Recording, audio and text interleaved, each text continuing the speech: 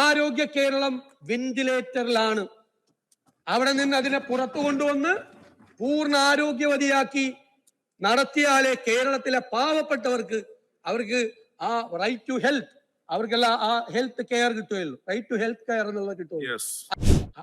അകത്ത് ഓപ്പറേഷൻ നടത്തിയപ്പോ അകത്ത് കത്രിക പോയ ഒരു സ്ത്രീയല്ലേ നിങ്ങളുടെ വീടിന്റെ മുമ്പിൽ വന്ന് സത്യാഗ്രഹം നടത്തുന്നത്?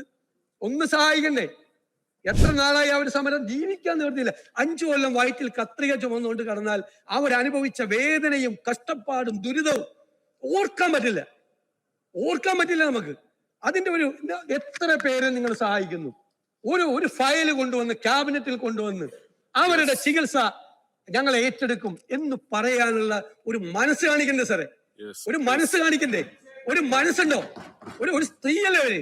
ഒരു സ്ത്രീയാണ് 5 കൊല്ലം ഈ നമ്മുടെ ആരോഗ്യ സംവിധാനത്തിന്റെ ചികിത്സാ പിഴവ് മൂലം 5 കൊല്ലം വയറ്റിൽ കത്രിയേറ്റുകൊണ്ട് നടന്നിട്ട് അവരനുഭവിക്കുന്ന വേദനയും പ്രയാസവും സങ്കടങ്ങളും മാറ്റാൻ ഒന്ന് ചെന്ന് അവരെ ഒന്ന് ചേർത്ത് പിടിച്ച് അവരോട് നിങ്ങളുടെ ചികിത്സ മുഴുവൻ ഞങ്ങൾ നോക്കും എന്ന് പറയേണ്ട ഒരു ഗവൺമെന്റ് മനസാക്ഷിയില്ലാത്ത ഗവൺമെന്റാണ്. മനസാക്ഷിയില്ലാത്ത ഗവൺമെന്റ്.